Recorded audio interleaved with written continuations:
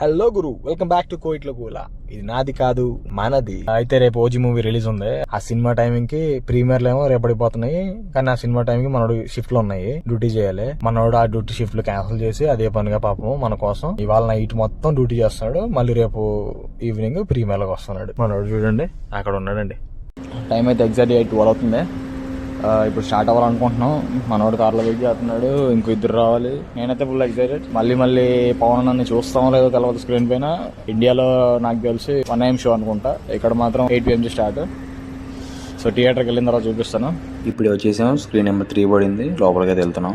లోపల అయితే గోల కువైట్లు ఏంటారు బాబు, ప్రీమియర్లకి ఎంతమంది వచ్చేసారు. అసలు మన తెలుగు వాళ్ళు ఎక్కడ ఉన్నా గోల చేయడంలో నెంబర్ 1 అని చెప్పి మళ్ళీ ప్రూవ్ చేసుకున్నారు.